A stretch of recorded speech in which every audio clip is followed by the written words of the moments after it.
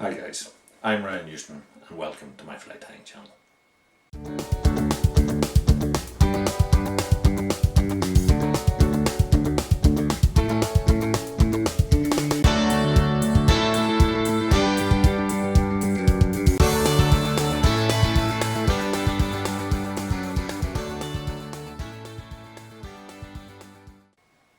If you haven't already done so, consider hitting the subscribe button down below. That'll keep you up to date with everything as I upload it. My channel already contains hundreds of videos covering a wide range of both patterns and techniques, from the basic to the more advanced. So without delay, let's get on with the show.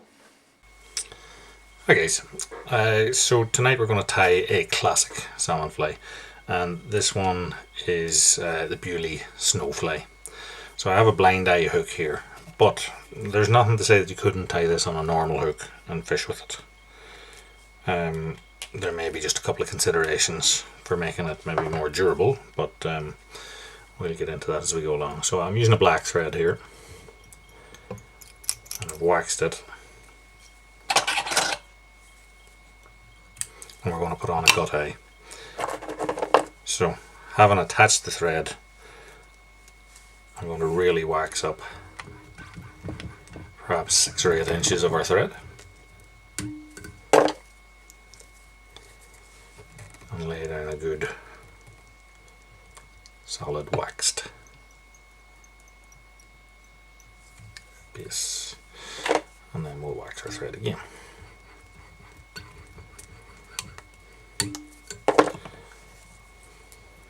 I'm going to take it's a vintage bit of twisted gut and lay that underneath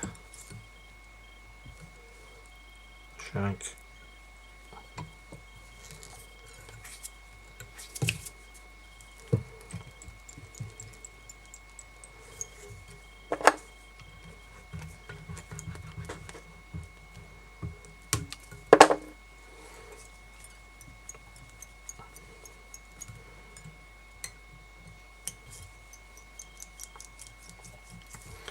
So having the eye attached, what I'm going to do is take my thread then towards the back.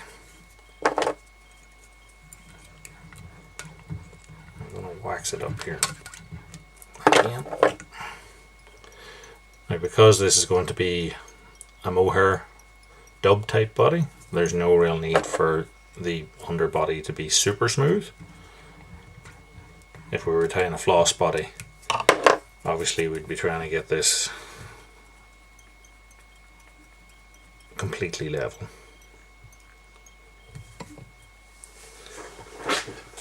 So all of the tying in is going to happen back here. So we have 2 ribs and a hackle. So for the hackle, I'm going to use one of these big black heron hackles. So I'm just going to find the center of that, just stroke all the fibers back. So these type of heron fibers or feathers tend to be quite wispy towards the back. So what I'll do is tie it in on the top there, tie forward a little bit, and snap that off out of the way.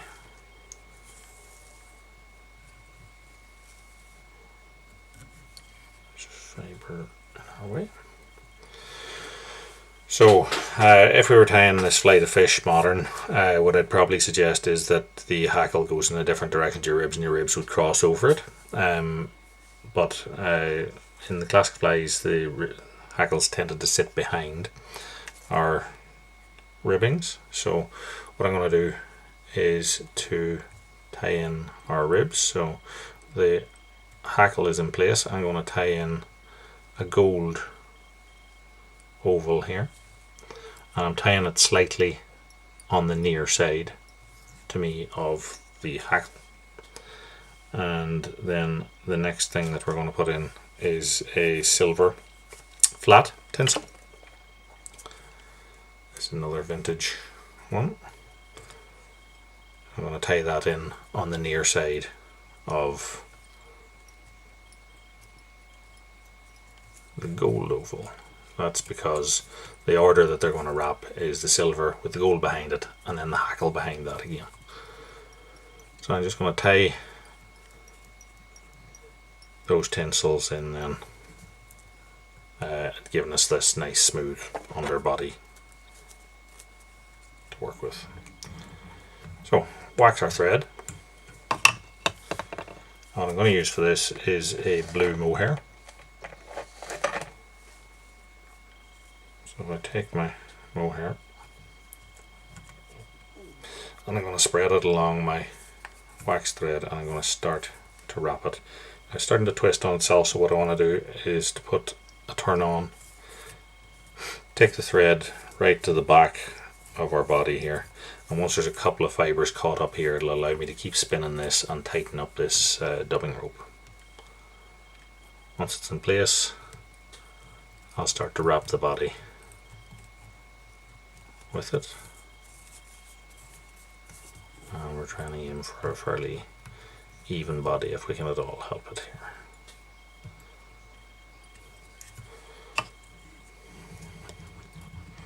With big flies like this, you tend to struggle to get the whole length of the body in one dubbing section, so we'll add another one. Now this bit is meshing onto the last fibres that remained of the previous one.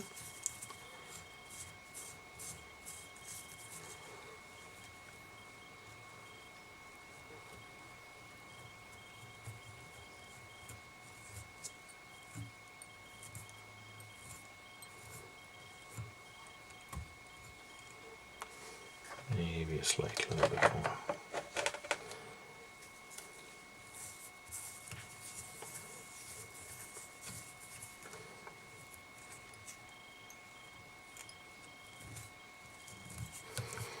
And now I'm just twisting that dubbing into itself to sort of smooth it off.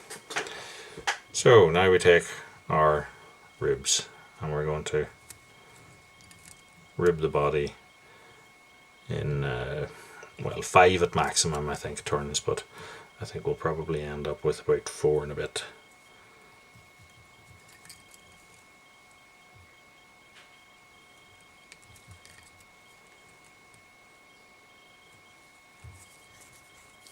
I'm finishing off on my near side. I'm catching my thread across the tinsel and putting on a couple of turns, and then I'm going to cut off my tinsel, but I'm going to leave about an inch here, and that's in case we break our hackle or we lose something and we have to start again, in that we can reuse this bit of tinsel.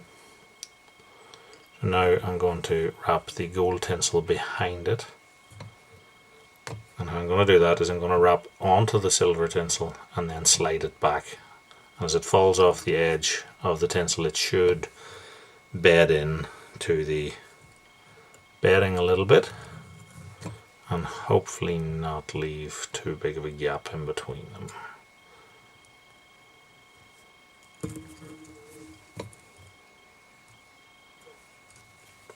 Same story, a couple of wraps across to hold it in place and trim it off, leaving an inch. So like I said, if I was tying this fly modern to fish with, so either I would have wrapped the silver tinsel first, and then I'd have probably wrapped the hackle in the opposite direction to it, so crossing it, and then I'd have wrapped the gold tinsel behind that, crossing the hackle to hold it in place. But as we're tying it like this, we're tying it as it was. You could also, the other option would be is to do it as we're about to do now, but to have included an extra rib, which would probably be something like a very thin clear nylon, and once you have the hackle in place you could then counter rib it with the clear nylon, and that would strengthen your hackle some more, as I said, if you intended to fish with this thing. So just be very careful when we start it that we do not bust the hackle stock, and I'm going to try hopefully and get this to lay tight in behind the gold tinsel.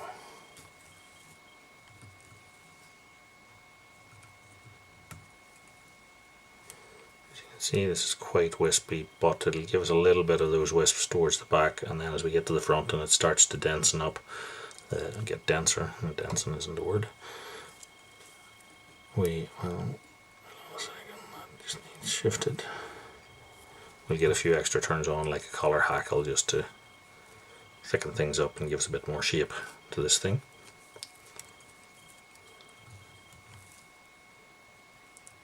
And that's also why I've left a little bit more room at the front, because I'm expecting to have multiple turns of hackle.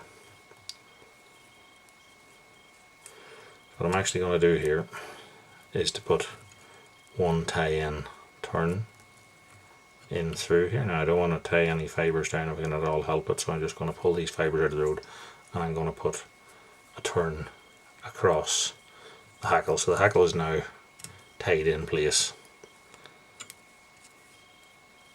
but I'm going to continue to wrap it.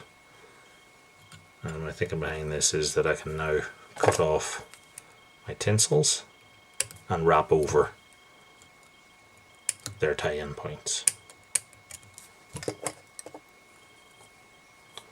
I'm just going to double this hackle here.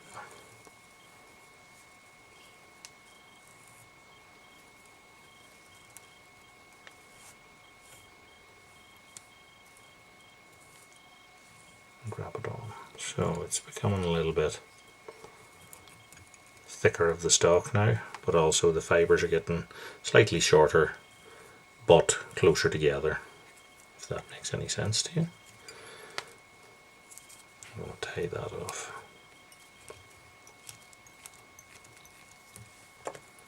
And trim the stem.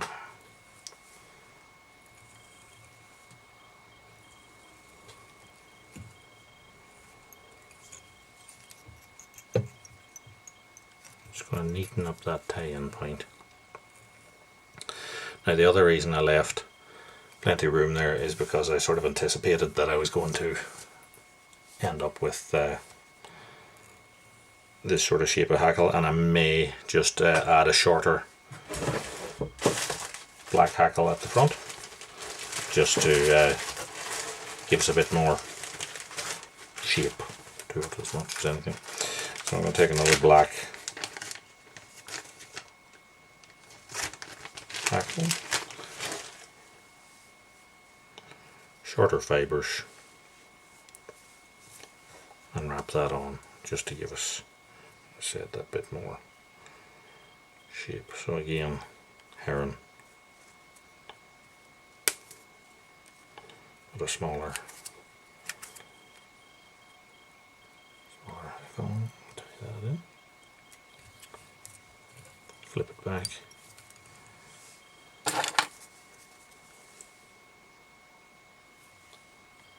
So these fibres are a little bit softer, they're also going to be easier for me to control and maybe get a bit better shape or control to the throat with them.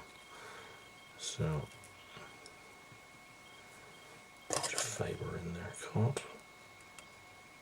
I'll just make it.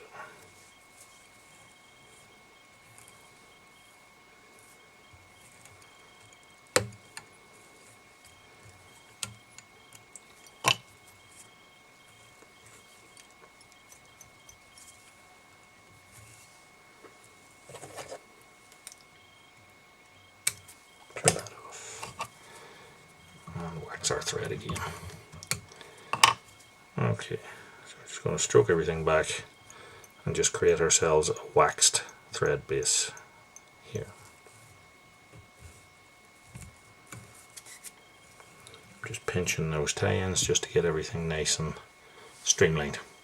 So the wing on this thing is peacock herald.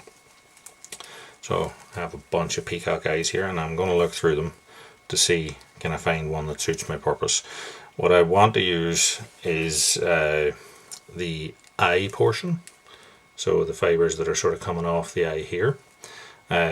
These ones I find don't, the ones that are further down the stalk I find don't conform as well, shall we say. So I'm just looking through these for a feather that I think will give me a good shape, because peacock herl is not the easiest of things to get to lay still, straight, how do you put it? So I'm looking through all these to choose one that suits my needs.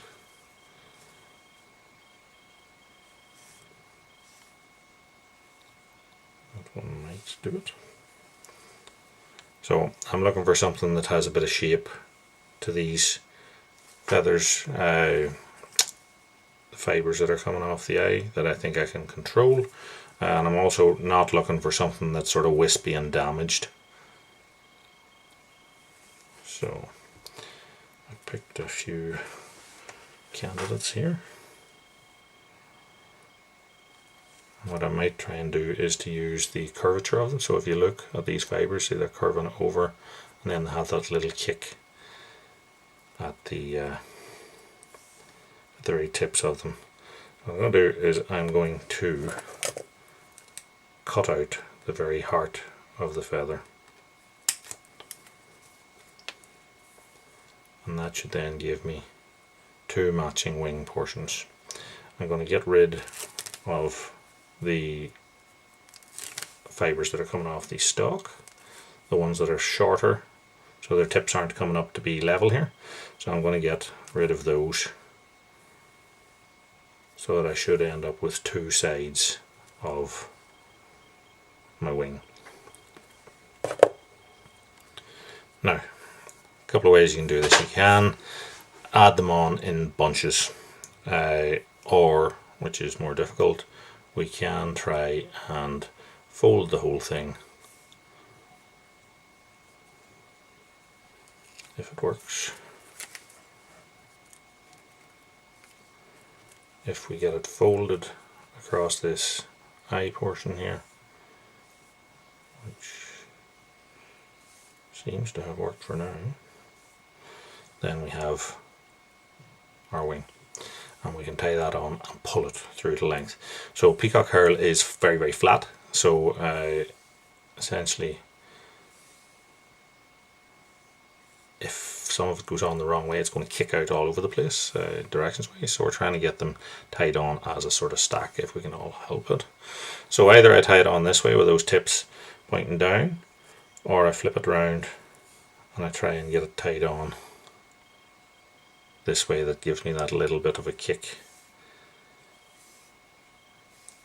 So I think I'm going to try that. So I'm going to set that on.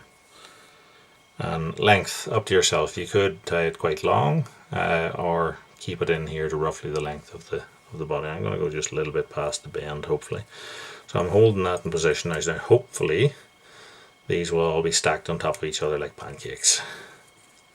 So I'm going to put that in place, and then I'm going to start to tighten it down now. Two sort of those pinch loop things on it.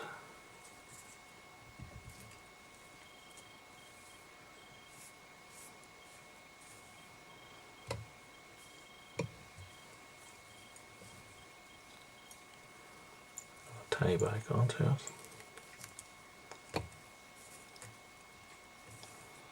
Just force it flat. So you will always get the odd fibre that doesn't want to do what we want it to.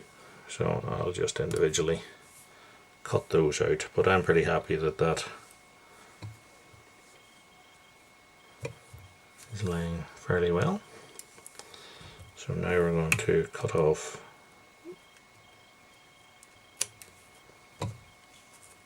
these fibres.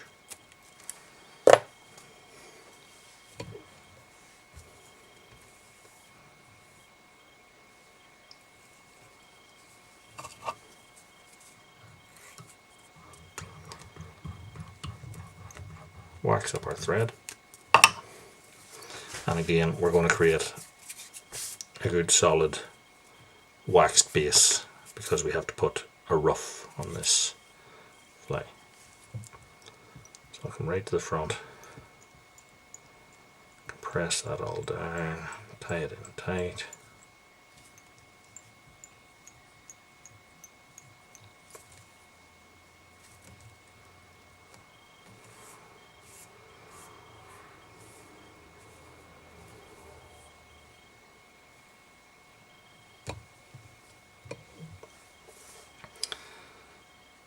That's our peacock wing on. So, a ruff. I suppose you could make a dubbing loop, but how I do this is to take, so I'm going to take orange mohair, and what I'm actually going to do to make that a little bit brighter is I'm going to add a little bit of, I have a dark orange and a sort of a very light orange, and I'm going to mix them in equal portions here.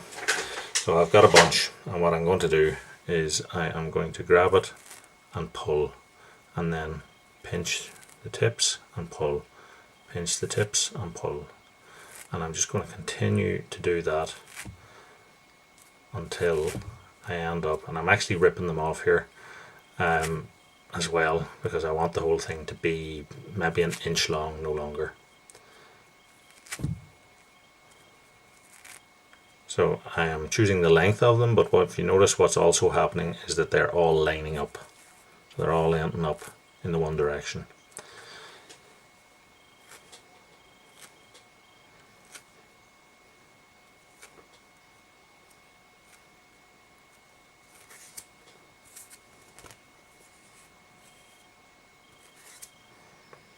So when I'm happy with that bunch, what I'm going to do is I'm going to push it on flat across its middle, let it splay right around, and then I'm going to put a turn on. This is right up behind the wing, right behind the tie-in of the wing. Tighten that down. It's only going to be maybe 2 or 3 turns in the middle of that, and then what I'm going to do is just brush this out.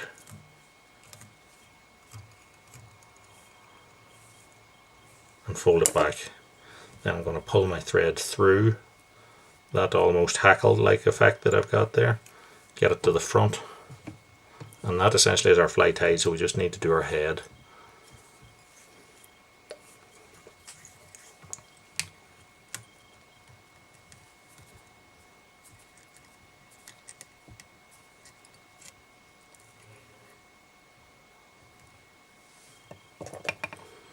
Finish that off, and this is now sitting, it's sort of matted into itself a little bit at the minute. I'm going to brush that out, but I'm going to varnish it first, because it's a hell of a lot harder to varnish if you try and do it afterwards. So first what I'm going to do is to take this Sleer Clear, this is a real thin one. I'm going to put it in a cocktail stick, hold all this back, and I'm going to varnish the head. And I am actually just letting the varnish just hit the very folded back base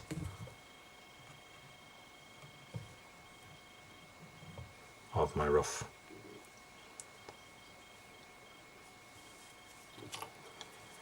And that will just set it in place.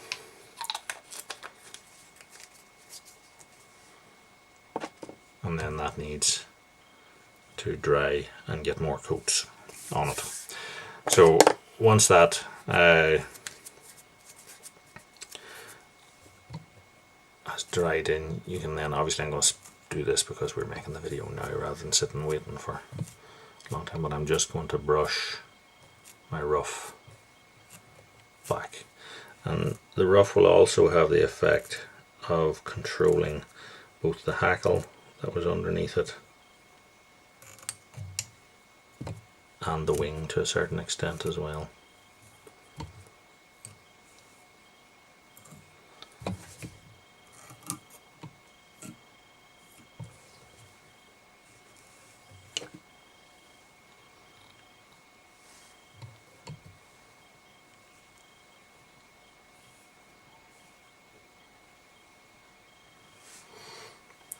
Okay, so to finish this off, as I said, we can use a black varnish, or if you wanted, you could use a shellac type varnish.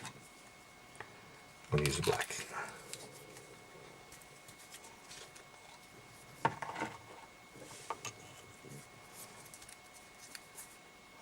I'll take my cocktail stick, hold all this back, and then I'm just going to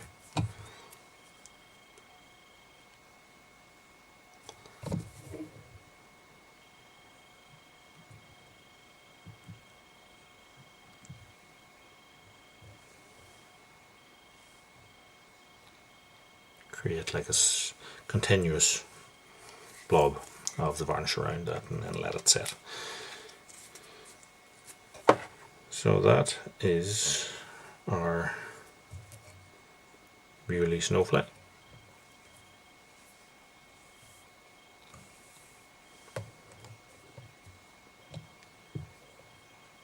So hopefully you like the video. So if you do, hit the like button, it helps the channel grow. Subscribe, tell your friends to watch it as well, and until next time, tight lines. Thanks for watching.